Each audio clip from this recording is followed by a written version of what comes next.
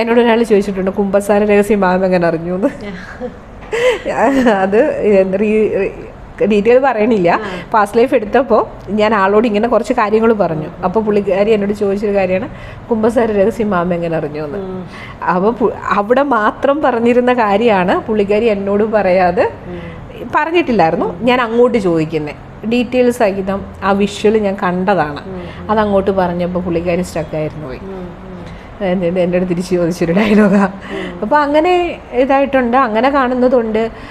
ആ ലൈഫിലുണ്ടായിരുന്ന ഈ പറഞ്ഞ പോലെ ദേവതകൾ ഈ ലൈഫിൽ അവരുടെ കൂടെ ഏഞ്ചൽസ് നിൽക്കുന്നത് നമുക്ക് ഫീൽ ചെയ്തിട്ടുണ്ട്.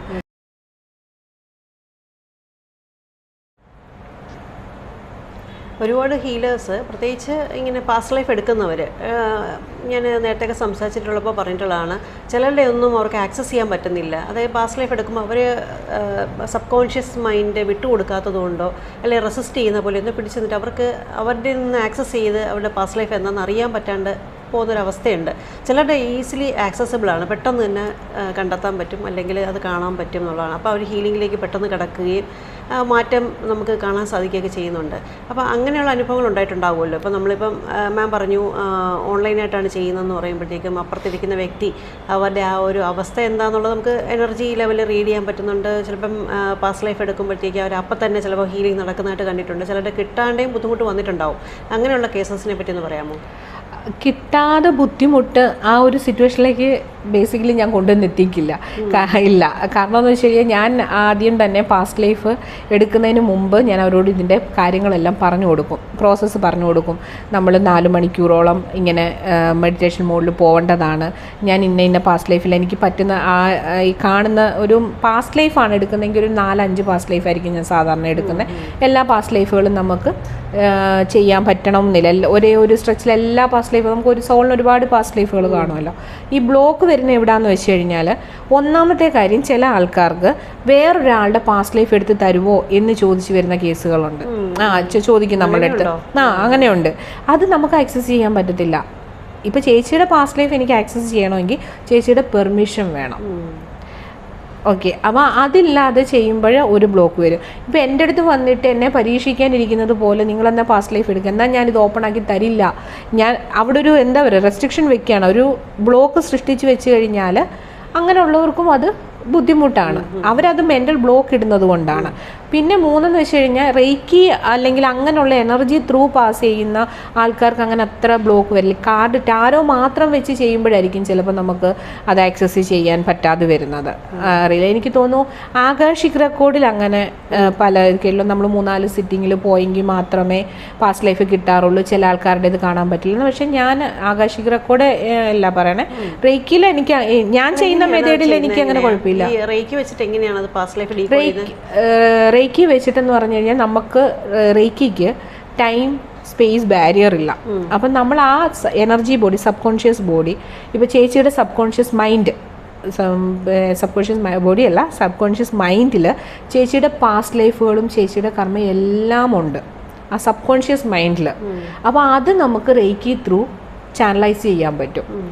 അപ്പോൾ അതിന് ഇൻസ്ട്രക്ഷൻസ് കൊടുക്കുകയാണോ? റേക്കി എനർജി വെച്ചിട്ട് നമ്മൾ ഇൻസ്ട്രക്ഷൻ കൊടുക്കുക. അവർക്ക് ഇൻസ്ട്രക്ഷൻ കൊടുത്ത് മെഡിറ്റേഷനിലേക്ക് പോയി നമ്മൾ ഡിസ്റ്റൻറ്റ് ഹീലിംഗ് ചെയ്യുന്നത് എങ്ങനെയാണ്, ഡിസ്റ്റൻറ്റ് അറ്റ്യൂൺമെൻറ്റ് ചെയ്യുന്നത് എങ്ങനെയാണ്, അത് പോസിബിൾ ആണ്. അതേപോലെ തന്നെ വേറൊരാളുടെ എനർജി ബോഡി ആക്സസ് ചെയ്യാനും അവരുടെ സബ് കോൺഷ്യസ് ബോഡി ആക്സസ് ചെയ്യാനും റേക്കിയിൽ എനിക്ക് പറ്റാറുണ്ട്. ഞാൻ പഠിപ്പിച്ചു തന്നാണോ അത് കിട്ടിയതാണോ? അല്ല, ഞാൻ ഈ പാസ്റ്റ് ലൈഫ് ആക്സസ് ചെയ്യുന്നത് ആക്ച്വലി PLRന് പോകണമെന്ന് പറഞ്ഞപ്പോൾ എൻ്റെ ഗുരുനാഥൻ തന്നെയാണ് പറഞ്ഞത്, വേണ്ട, നിനക്കതിനുള്ള ഇത് കിട്ടിക്കോളും, ഇത് വന്നോളും. കാരണം പാസ്റ്റ് ലൈഫ്, എൻ്റെ പാസ്റ്റ് ലൈഫിൽ ഞാൻ ഇതൊക്കെ ചെയ്തിട്ടുണ്ടായിരുന്നു എന്നാണ് പറയുന്നത്. അപ്പോൾ അതുകൊണ്ട് എനിക്ക് ഓട്ടോമാറ്റിക്കലി അതിലേക്ക് പഠിക്കാൻ പറ്റുന്ന കാര്യമാണോ? അതെ, അങ്ങനെ വന്നിട്ടുണ്ട്. അപ്പം ഞാൻ ഇപ്പോൾ ചെയ്യുന്ന പാസ്റ്റ് ലൈഫ് ആണെങ്കിലും ലൈഫ് പർപ്പസ് ആണെങ്കിലും അത് എന്നിലുണ്ടായിരുന്നതൊന്ന് പുറത്തേക്ക് വന്ന് ആ ഒരു റൂട്ടിൽ പോകുന്നതാണ്. അപ്പം ഞാൻ ചെയ്യുമ്പോൾ ഈ റേക്കിയാണ് എന്നെ ഏറ്റവും കൂടുതൽ സഹായിക്കുന്നത്. പിന്നാണ് ഞാൻ ഡേറ്റ് ഓഫ് ബർത്ത് വെച്ച് നോക്കുന്നതും പിന്നെ ടാരോ വെച്ച് നോക്കുന്നതും. അപ്പം ഇതുവരെ അങ്ങനെ ഒരു ബുദ്ധിമുട്ട് വന്നിട്ടില്ല. ബ്ലോക്ക് പിന്നെ അവർ പറ്റത്തില്ല എന്ന് പറയുന്നവരെ നമ്മൾ ചെയ്യാതിരുന്നാൽ മതിയല്ലോ. അവരും കൂടെ സഹകരിച്ചാലല്ലേ എനിക്ക് അത് റീഡ് ചെയ്യാൻ പറ്റുള്ളൂ. ആ ഇൻസ്ട്രക്ഷൻസ് ഒക്കെ കൊടുത്തിട്ടാണ് ഞാൻ സാധാരണ സ്റ്റാർട്ട് ചെയ്യുന്നത്. രണ്ടാമത്തേത് പാസ്റ്റ് ലൈഫ്. പിന്നെ ചേച്ചി എന്തായിരുന്നു എന്നോട് ക്വസ്റ്റ്യൻ ചോദിച്ചത്? അല്ല, ചിലപ്പോൾ നമുക്കത് തെളിയാതെ വരുമല്ലോ പാസ്റ്റ് ലൈഫ്. ഇതുവരെ എനിക്ക് അങ്ങനെ ഒരു എക്സ്പീരിയൻസ് അവർ വന്നിട്ട് നമുക്കത് കാണാം, ഇപ്പം ചിത്രമായിട്ടോ അല്ലെങ്കിൽ ഏതെങ്കിലും എങ്ങനെയാണ് അത് കാണുന്നത്? അത് എനിക്കിപ്പം ഓരോ നമ്മൾ വിഷ്വലായിട്ട് എന്തെങ്കിലും ആയിരിക്കും വരുന്നത്, അല്ലെങ്കിൽ എന്തെങ്കിലും ഒരു സെൻസ് ഫീൽ, നമ്മൾ ഭയങ്കര സ്ട്രോങ് ഇൻറ്റ്യൂഷൻ ഫീൽ നമ്മൾക്കിങ്ങനെ മനസ്സിലിങ്ങനെ വന്നുകൊണ്ടിരിക്കും. അപ്പം ഞാനൊരു ബുക്ക് എടുത്ത് വെച്ചേക്കും, ഈ കിട്ടുന്ന കാര്യങ്ങൾ അപ്പം തന്നെ അങ്ങ് എഴുതി വയ്ക്കും അതിനകത്ത്. അത് കഴിഞ്ഞിട്ട് ഞാൻ ഇവരോട് അങ്ങോട്ട് പറയും. അപ്പം ഞാൻ എല്ലാ കൺസൾട്ടേഷനും ബേസിക്കലി ചെയ്യുന്നത് ഞാൻ ഇവരോട് ഇവരുടെ പ്രശ്നം ചോദിക്കാൻ നിൽക്കില്ല. ഞാൻ എല്ലാവരോടും പറയുന്നതും അതാ. കാരണം നമ്മൾ ഒരാളുടെ അടുത്ത് ചെന്ന് കൺസൾട്ടേഷന് പോകുമ്പം അവരുടെ പ്രോബ്ലം പറയരുത്, എനിക്ക് ഇന്നതാണ് പ്രശ്നമെന്ന് പറയരുത്. അവർ ഓപ്പോസിറ്റ് നിൽക്കുന്ന കൺസൾട്ടേഷൻ എടുക്കുന്ന ആരും ആയിക്കോട്ടെ, ജ്യോതിഷം ആയിക്കോട്ടെ, ന്യൂമറോളജി, ടാരോ എന്തും ആയിക്കോട്ടെ, അവരതിനകത്ത് നല്ല കോൺഫിഡൻസോട് കൂടി എക്സ്പീരിയൻസ്ഡ് ആണെങ്കിൽ അവരെടുത്തിട്ട് നമ്മുടെ കാര്യം ഇങ്ങോട്ട് പറയും. ഇപ്പം എല്ലാമെന്നല്ല ഞാൻ പറയുന്നത്, അവർക്ക് പറയാൻ പറ്റുന്ന കുറേ കാര്യങ്ങളുണ്ടായിരിക്കും.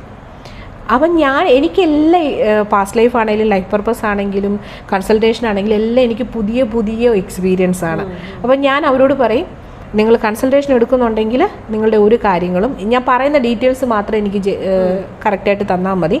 ഞാൻ അങ്ങോട്ടൊരു 10 മിനിറ്റ് സംസാരിക്കാം കൺസൾട്ടേഷൻ ടൈമിൽ, എന്നിട്ട് നമുക്ക് നോക്കാം ഇത് കറക്റ്റ് ആണോ എന്ന് നമുക്ക് നോക്കാമല്ലോ, എന്നിട്ട് പോകാം എന്ന് പറയും.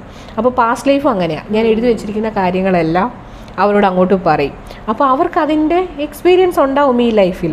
അപ്പം നമുക്ക് മനസ്സിലാവും അത് കറക്റ്റ് വേയിലാണ് പോകുന്നത്. അപ്പോൾ അതുകൊണ്ട് ഇതുവരെ എനിക്ക് അങ്ങനെ ഒരു ബ്ലോക്ക് 1-2 പേരെ വെച്ച് അപ്പോൾ ഞാൻ അന്നേരം കൂടുതൽ നേരം ഇരിക്കും.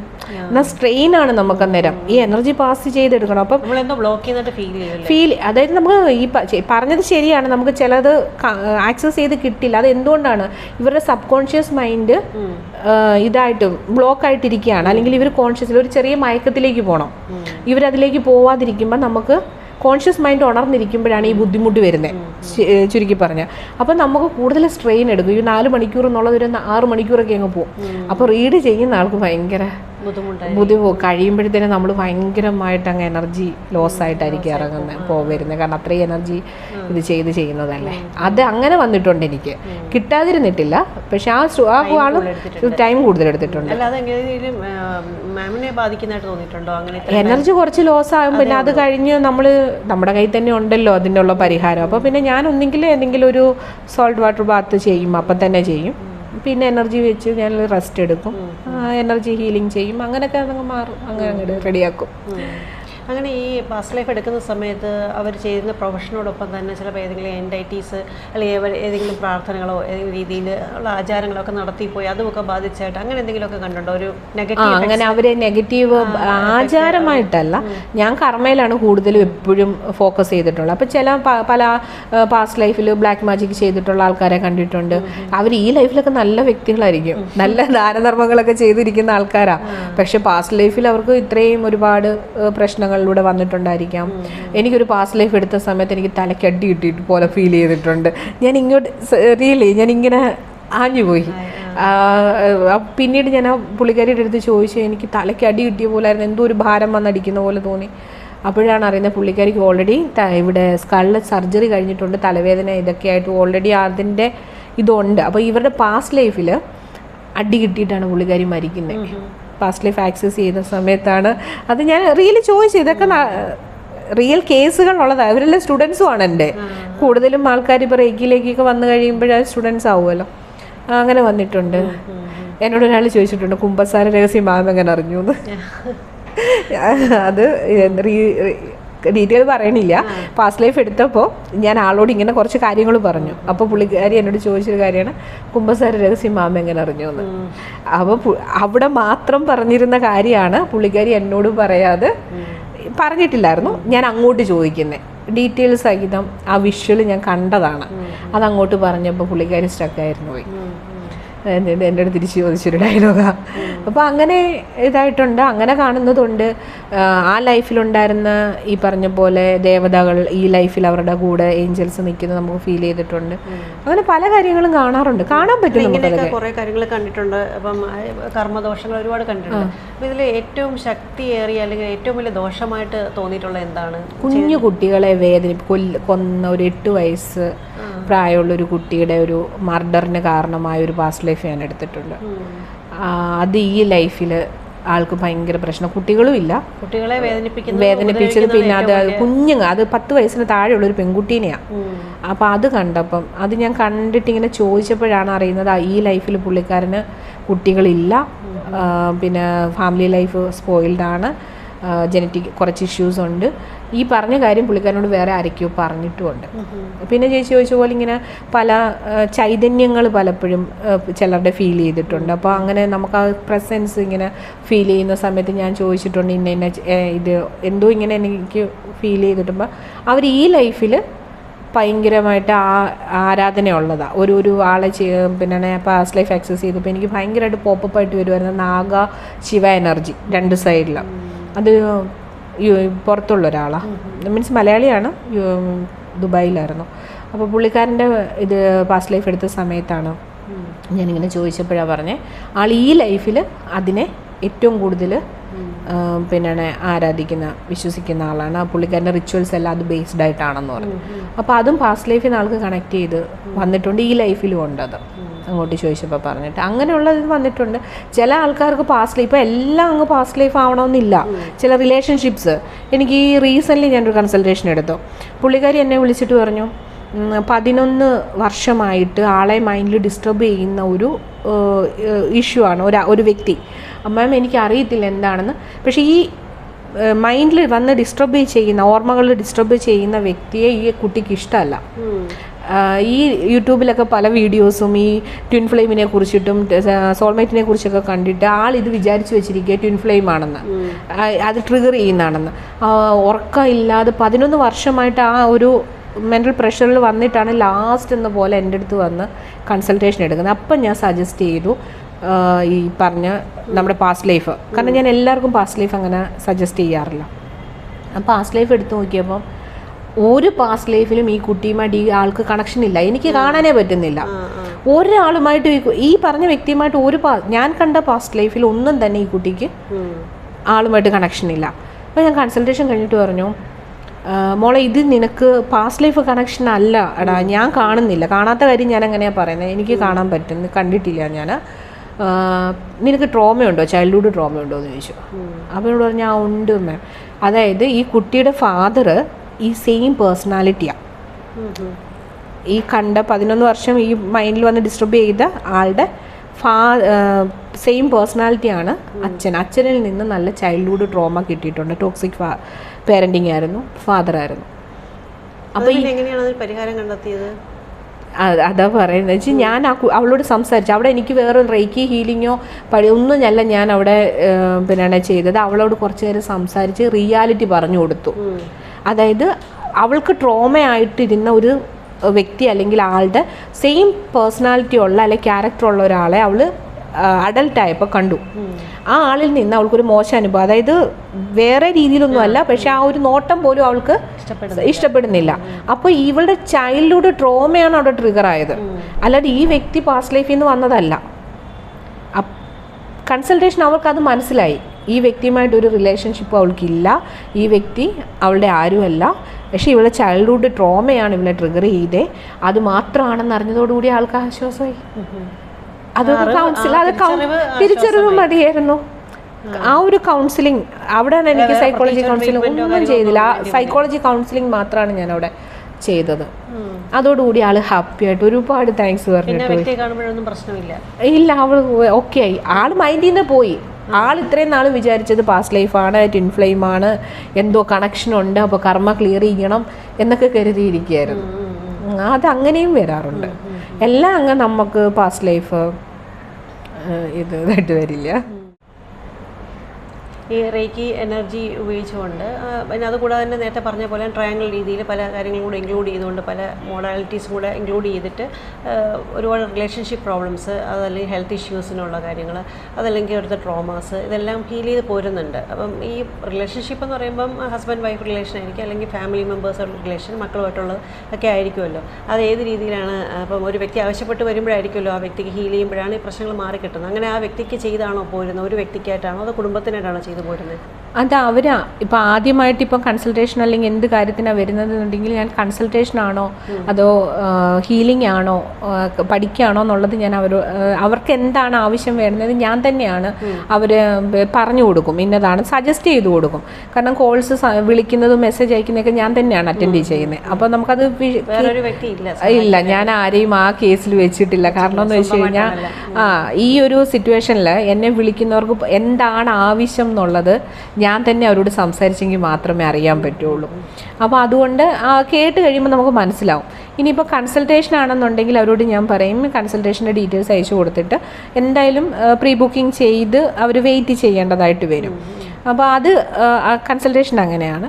അതല്ല എന്നുണ്ടെങ്കിൽ ഇപ്പോൾ ഹീലിംഗ് ആണെന്നുണ്ടെങ്കിൽ ഞാൻ പറയാം ഡേറ്റ് ഓഫ് ബർത്ത് ഒന്ന് ഇട്ടേക്ക്, ഞാനത് നോക്കട്ടെ. അപ്പോൾ ഹീല് ചെയ്താൽ അത് മാറുന്നതാണോ ഇല്ലയോ എന്നും കൂടി നമുക്കൊന്ന് നോക്കണം. എല്ലാത്തിനും അല്ല, അതിന് മുമ്പ് ഞാൻ പറയും സജസ്റ്റ് ചെയ്യും. കാരണം ഡേറ്റ് ഓഫ് ബർത്ത് ഒന്ന് അയച്ചു തന്നാൽ ആ ഹീലിംഗ് എത്ര ദിവസം വേണം, അല്ലെങ്കിൽ എന്താണ് അവരുടെ കറണ്ട് സിറ്റുവേഷൻ, ഇത് ഏത് ഹീലിംഗ് എടുത്താലാണ് ഇത് ശരിയാവുന്നതെന്ന് ഞാൻ ജസ്റ്റ് ഒന്ന് നോക്കും. എന്നിട്ട് ഞാൻ അവർക്ക് സജസ്റ്റ് ചെയ്ത് കൊടുക്കും, നിങ്ങൾക്ക് ഇത് ഹീലിംഗ് കൊണ്ട് ശരിയാവുന്നുണ്ട്. ഇനി ഹീലിംഗും എടുത്തിട്ടല്ല, ചില ആൾക്കാർക്ക് അതിന് ഡീപ്പിലേക്ക് പോകണമെന്നുണ്ടെങ്കിൽ ഞാൻ സജസ്റ്റ് ചെയ്യും ഇതുപോലെ കോഴ്സ് എടുക്കുക. അപ്പോൾ ഈ കോഴ്സിന് ഫീസ് കൂടുതൽ അങ്ങനെയല്ല, എനിക്ക് ശരിക്കും പറഞ്ഞാൽ കോഴ്സിനാണ് ഫീസ് കുറവ്. ഹീലിങ്ങിനാണ് ഫീസ്. 3 മാസ്റ്റേഴ്സ് ഞങ്ങൾ ഒന്നിച്ചിരുന്നിട്ടാണ് ഒരാളെ ഹീല് ചെയ്യുന്നത്. അത് ഞാൻ എൻ്റെ 2 മാസ്റ്റർ ഹീലേഴ്സും കൂടിയുണ്ട്. അപ്പം ഞങ്ങൾ 3 പേരാണ് ഒരാളെ ഹീൽ ചെയ്യുന്നത്. അപ്പോൾ ഹീലിങ്ങിന് നമ്മൾ ഫോട്ടോ വെച്ചിട്ട് തന്നെയാണ് ചെയ്യുന്നത്, ഡിസ്റ്റൻ്റ് ആയിട്ടാണ് ചെയ്യുന്നത്. 24 hours അവർ റിസീവ് ചെയ്യേണ്ട അല്ലെങ്കിൽ അവർ ചെയ്യേണ്ട കുറച്ച് കാര്യങ്ങളും കൂടിയുണ്ട് അതിനകത്ത്. നമ്മൾ ജസ്റ്റ് ഹീൽ ചെയ്ത് പോവല്ല, അറിഞ്ഞാണ് അവർ ഇൻറ്റൻഷനലി എടുക്കുന്ന ഹീലിംഗ് ആണെന്നുണ്ടെങ്കിൽ അവർക്ക് ജേർണൽ എഴുതാനുണ്ട്, അവർക്ക് മെഡിറ്റേഷൻ ചെയ്യാനുണ്ട്, അവർക്ക് അഫർമേഷൻ ചെയ്യാനൊക്കെ ഉണ്ട്. അവരും അതിനകത്ത് പാർട്ടിസിപ്പേറ്റ് ചെയ്യണം. പക്ഷേ അത് 24 hours എനി ടൈം ചെയ്താൽ മതി, നമ്മൾ ചെയ്യുന്ന സമയത്ത് ചെയ്യണം എന്നില്ല. അങ്ങനെയാണ് അത് ചെയ്യുന്നത്, ഹീലിംഗ് ചെയ്യുന്നത്. കൺസൾട്ടേഷൻ ഓൺലൈനിലാണ്, ഗൂഗിൾ മീറ്റ് ഓർ സൂമിലാണ് ചെയ്യുന്നത്. ക്ലാസ്സസും ഓൺലൈനാണ് ചെയ്യുന്നത്. ഇപ്പോൾ റേക്കിയുടെ കോഴ്സുകളാണ് റേക്കിയുടെ കോഴ്സ് 3 രീതിയിൽ ഞാൻ ചെയ്യുന്നുണ്ട്. ഒന്ന് ഇൻ്റർനാഷണൽ സർട്ടിഫിക്കേഷനോട് കൂടിയിട്ട്. അപ്പോൾ അത് 3 മാസത്തെ കോഴ്സാണ് വരുന്നത്. IPHM-ൻ്റെ സർട്ടിഫിക്കറ്റാണ് അവർക്ക് അതിന് കിട്ടുന്നത്. അതിനകത്ത് റേക്കി കൂടാതെ വേറെ ഇപ്പോൾ ക്രിസ്റ്റൽ ഹീലിംഗ് അതിൻ്റെ അത് പഠിപ്പിക്കുക, കമ്പൈൻ ചെയ്ത് കുറേ സബ്ജക്റ്റുകളുണ്ട്. EFT ഉണ്ട്, മാനിഫെസ്റ്റേഷൻ ടെക്നിക്സ് ഉണ്ട്, കളർ തെറാപ്പി, ഏഞ്ചൽ ഹീലിംഗ്, ഇതെല്ലാം ചേർന്നിട്ട് ഒരു 3 മാസത്തെ കോഴ്സായിട്ടാണ്, പ്രൊഫഷണൽ കോഴ്സായിട്ടാണ് ചെയ്യുന്നത്. അത് ഇൻ്റർനാഷണൽ സർട്ടിഫിക്കേഷൻ. അത് അങ്ങനൊരു ഇത് ഡിസൈൻ ചെയ്യാൻ കാരണം എൻ്റെ ഓൾമോസ്റ്റ് സ്റ്റുഡൻസും ഔട്ട്സൈഡ് എബ്രോഡുള്ള ആൾക്കാരാണ്. അവിടേക്ക് എന്ന് പറയുന്നത് ഇത് അവരുടെ പ്രൊഫഷനോടൊപ്പം തന്നെ ഇത് കോംപ്ലിമെൻ്ററി ഹീലിംഗ് തെറാപ്പി ആയിട്ട് ഇവർ റേക്കിയും കൂടി പ്രാക്ടീസ് ചെയ്യുന്നുണ്ട്. യൂറോപ്പ് കൺട്രീസിലെല്ലാം തന്നെ ഒരുപാട് ഓർഗനൈസേഷൻ അങ്ങനെ ഉണ്ടത്. അപ്പോൾ അവരതിനെ പ്രൊഫഷണലായിട്ട് എടുക്കാൻ ആഗ്രഹിക്കുന്നത്. അപ്പോൾ IPHM-ൻ്റെ സർട്ടിഫിക്കറ്റ്സ് ഒരുപാട് പ്രൊഫഷണലായിട്ട് ചെയ്യാൻ അവരെ സഹായിക്കും. അതാണ് പ്രൊഫഷണൽ കോഴ്സ്. പിന്നെ അതല്ലാതെ റേക്കി മാത്രം പഠിക്കേണ്ടവർക്കാണെങ്കിൽ റേക്കി മാത്രമായിട്ട് പഠിപ്പിക്കും. അത് നമ്മുടെ ഇൻസ്റ്റിറ്റ്യൂട്ട് സർട്ടിഫിക്കേഷനാണ്, സർട്ടിഫൈഡ് കോഴ്സാണ്, സിലബസ് സെയിം ആണ്. വ്യത്യാസം വരുന്നത് സബ്ജക്റ്റുകൾ കൂടുതൽ അതിനകത്തുണ്ടായിരിക്കും, സർട്ടിഫിക്കറ്റ് ഇൻ്റർനാഷണൽ സർട്ടിഫിക്കേഷൻ ആയിരിക്കും എന്നുള്ളതാണ്. അത് ആഴ്ചയിൽ 1 മണിക്കൂർ 1 ക്ലാസ്സാണ് വരുന്നത്. ആഴ്ചയിൽ പിന്നെ 1 hour അല്ലെങ്കിൽ 2 hour ക്ലാസ്സാണ് വരിക. 7 daysലേക്ക് അവർക്ക് റെക്കോർഡ് സെഷൻസ് അവൈലബിൾ ആയിരിക്കും. ഇപ്പോൾ വെബ്സൈറ്റ് കൊടുത്തിരിക്കുകയാണ്, അത് കംപ്ലീറ്റ് ആയില്ല. അപ്പോൾ വെബ്സൈറ്റ് വൺസ് വന്നു കഴിഞ്ഞാൽ അവർക്ക് 1 yearലേക്ക് ഈ കോഴ്സ് എല്ലാം ആക്സസ് ആയിരിക്കും, റിപ്പീറ്റ് കാണാൻ. പിന്നെ അതല്ലാതെ ലൈവ് ക്ലാസ്സുകൾ എത്ര വേണമെങ്കിലും അവർക്ക് റിപ്പീറ്റ് ജോയിൻ ചെയ്യാം. ദീക്ഷ ഇല്ലാതെ ബാക്കി എല്ലാ ക്ലാസ്സുകളും അവർ റിപ്പീറ്റ് ചെയ്യാം. എൻ്റെ സ്റ്റുഡൻസിന് റിപ്പീറ്റ് ലൈഫ് ടൈം ആക്സസ് ആണ് അവർക്ക് കൊടുത്തിരിക്കുന്നത്. അങ്ങനെ കോഴ്സുകൾ അങ്ങനെയാണ്. ഇപ്പോൾ ടാരോ ആണെങ്കിലും വേദിക് ന്യൂമറോളജി വാസ്തുവാണ് ഞാൻ കറൻ്റ്ലി സ്റ്റാർട്ട് ചെയ്തിട്ടില്ല. ടാരോയും റേക്കിയാണ് മെയിൻലി, ക്രിസ്റ്റൽ ഹീലിങ്ങുമാണ് ഇപ്പോൾ മെയിൻലി ചെയ്യുന്നത്. റേക്കിയിൽ ഫസ്റ്റ് ആൻഡ് സെക്കൻഡ് ലെവൽ ഒരുമിച്ച്, ഫസ്റ്റ് ലെവലും സെക്കൻഡ് ലെവലും ഒരുമിച്ച്. കാരണം അത് ഫസ്റ്റ് ലെവൽ മാത്രം നമ്മൾ പഠിച്ചു കഴിഞ്ഞാൽ നമുക്ക് സെൽഫ് ഒരു ക്ലെൻസിങ് അല്ലെങ്കിൽ ആ ഒരു ഹീലിംഗ് മാത്രമേ കിട്ടുന്നുള്ളൂ. സെക്കൻഡ് ലെവലും കൂടി കഴിയുമ്പോഴാണ് നമുക്ക് മറ്റുള്ള ആൾക്കാരെ ഹീൽ ചെയ്യാനും നമ്മുടെ പാസ്റ്റ് ലൈഫ് പോയി ഹീൽ ചെയ്യാനും നമ്മുടെ ട്രോമാസ് ഒക്കെ നമുക്ക് ഹീൽ ചെയ്യാൻ പറ്റുന്നത് സെക്കൻഡ് ലെവലും കൂടി പഠിച്ചു കഴിയുമ്പോഴാണ്. അപ്പോൾ അതുകൊണ്ട് ഫസ്റ്റ് ലെവലും സെക്കൻഡ് ലെവലും ഒന്നിച്ചാണ് ഞാൻ കൊടുക്കുന്നത്. Third master level, third level കഴിഞ്ഞ് ഒരു മിനിമം 2 years എങ്കിലും നല്ല എക്സ്പീരിയൻസ് ഉള്ളവർക്ക് ടീച്ചർഷിപ്പ് കൊടുക്കുന്നുണ്ട്. ടീച്ചർഷിപ്പിന് നമുക്ക് നല്ല പ്രാക്ടീസ് വേണം. ഞാൻ 3 years കഴിഞ്ഞിട്ടാണ് ടീച്ചറായത്. ടീച്ചർ റേക്കി പഠിച്ച് 3 years കഴിഞ്ഞിട്ടാണ് ഞാൻ ഇതാവുന്നത് ടീച്ചറാവുന്നത്. കൺസൾട്ടേഷൻ ആണെങ്കിലും ഇതുപോലെ തന്നെ വിളിച്ച് കേട്ട് അവർക്ക് എന്താണോ ആവശ്യമെന്നുള്ളത് നമ്മൾ അയച്ചു കൊടുത്തിട്ട് അവർ നോക്കി പറയുന്നത്. കൺസൾട്ടേഷനൊക്കെ നേരത്തെ പറഞ്ഞില്ലേ, പാസ് ലൈഫൊക്കെ എടുക്കുമ്പോൾ ചിലപ്പോൾ 3 മണിക്കൂർ 4 മണി 6 മണിക്കൂറൊക്കെ ആവുന്നു. അത് അപ്പോൾ ഒരു വ്യക്തിയൊക്കെ ചിലപ്പോൾ എടുക്കാൻ ഞാൻ ഒരു ദിവസം മാക്സിമം പോയി കഴിഞ്ഞാൽ 1-2 കൺസൾട്ടേഷൻസ് എടുക്കാറുള്ളൂ. ഇപ്പം 1 അവറിൻ്റെ കൺസൾട്ടേഷനാണ് എനിക്ക് സ്റ്റാർട്ടിങ്. ഇപ്പം ഇൻഡിവിജ്വൽ റീഡിങ് അല്ലെങ്കിൽ കപ്പിൾ റീഡിങ് എന്ന് പറഞ്ഞ് വരുന്നത് 1 അവറിൻ്റെ സെഷനാണ് വരുന്നത്. പാസ്റ്റ് ലൈഫിന് ലൈഫ് പർപ്പസിനുമാണ് ഈ 4 അവേഴ്സിൻ്റെ സെഷൻ വരുന്നത്. അതപ്പോൾ മാക്സിമം 1-2 പേരൊക്കെ ഞാൻ ഒരു ടൈമിൽ എടുക്കുന്നുള്ളൂ. കാരണം അല്ലാതെയും ഞാൻ ജോലിയുണ്ട്, ബിസിനസ്സുണ്ട്, മറ്റുള്ള കാര്യങ്ങളിലൊക്കെ ബിസിയാണ്. അപ്പം ഇതെൻ്റെ സ്പിരിച്വൽ ജേണി അല്ലെങ്കിൽ ഈ കൺസൾട്ടേഷനൊക്കെ എൻ്റെ ഒരു പാർട്ടാണ് എൻ്റെ ലൈഫിൻ്റെ ഒരു ഭാഗം. ഇപ്പുറത്ത് അല്ലാത്ത ബിസിനസ്സും കാര്യങ്ങളും എല്ലാമായിട്ട് ബിസിയാണ്. അതായത് 24/7 ആഴ്ചയിൽ 7 ദിവസവും ഉണ്ട്. അല്ല, ഫ്രൈഡേ സാറ്റർഡേ സൺഡേ ആണ് ഏറ്റവും കൂടുതൽ ക്ലാസ്സസ് നടക്കുന്നത്. കാരണം യൂറോപ്പ് കൺട്രീസിലുള്ളവർക്കും മിഡിൽ ഈസ്റ്റിലുള്ളവർക്കും ക്ലാസ്സസിന് ഏറ്റവും പറ്റിയ സമയം അങ്ങനെ. അപ്പോൾ ഫ്രൈഡേ സാറ്റർഡേ സൺഡേ ക്ലാസ് ആണ് അവർക്ക് എപ്പോഴും. ബാക്കിയുള്ള സമയമാണ് കൺസൾട്ടേഷന് വേണ്ടിയിട്ട് മാറ്റി വയ്ക്കുന്നത്. പിന്നെ ഞാൻ എപ്പോഴും ഒരു സ്റ്റുഡൻ്റ് ആണ്. ഞാനൊരു ചെറിയ കാര്യമാണെങ്കിൽ എപ്പോഴും പഠിച്ചുകൊണ്ടിരിക്കും. ഞാൻ പല ക്ലാസ്സുകളും ഇങ്ങനെ ഇപ്പോഴും അറ്റൻഡ് ചെയ്ത് എപ്പോഴും അപ്ഡേറ്റഡ് ആയിട്ടുണ്ട് ഇഷ്ടമാണ് എനിക്ക്. അപ്പോൾ അതുകൊണ്ട് ഞാനും ഒരു സ്റ്റുഡൻ്റാണ്. ഇപ്പോഴും പഠിച്ചുകൊണ്ടിരിക്കുക. പറ്റുന്ന കോഴ്സുകളൊക്കെ ചെയ്യും. ആണല്ലേ? സത്യം ഒരു വലിയൊരു ഭാഗ്യമാണെന്ന് വെച്ചാൽ അങ്ങനെ പഠിക്കാൻ പറ്റുന്നുള്ളൂ. ഇപ്പം ഞാനാണ് വീഡിയോ ചെയ്യുന്നതുകൊണ്ട് ഇങ്ങനെ ദിവസവും കേൾക്കുന്നു, പക്ഷെ മാം നേരിട്ട് പഠിച്ചുകൊണ്ടിരിക്കുന്നു. ഇല്ല, നമ്മൾ ഇപ്പം ഞാൻ ടാരോയുടെ മാസ്റ്റർ ടീച്ചറാണെന്ന് പറയാം. ഇപ്പം എവിടെയെങ്കിലും ഒരു വെബിനാർ കണ്ടാൽ ഞാൻ അതിന് ജോയിൻ ചെയ്യും. അപ്പം ഞാൻ വിചാരിക്കുന്നത് ഒരു ചെറിയ നോളജ് പോലും നമുക്ക് വലിയ കാര്യങ്ങളിലേക്ക് കൊണ്ടുവന്ന് എത്തിക്കും. ഞാൻ ചെറിയ ചെറിയ കോഴ്സുകൾ ചെയ്യാറുണ്ട്. ഇപ്പോഴും ഞാൻ മനസ്സിലാക്കിയൊരു കാര്യം, ഒരു ഗുരു എപ്പോഴും ഒരു നല്ല സ്റ്റുഡൻ്റ് ആയിരിക്കണമെന്നാണ്. എപ്പോഴും ഒരു പഠിച്ചുകൊണ്ടിരുന്നാലേ എൻ്റെ സ്റ്റുഡൻസിനോട് ഞാൻ പറയുന്നൊരു കാര്യമുണ്ട്.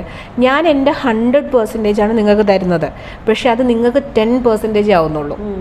ബാക്കി 90% നിങ്ങളാണ് കണ്ടെത്തേണ്ടത്. ഞാൻ എൻ്റെ 100% എന്തായാലും ഞാൻ തരുന്നുണ്ട്, പക്ഷെ അത് നിങ്ങൾക്ക് 10% ഉള്ളൂ.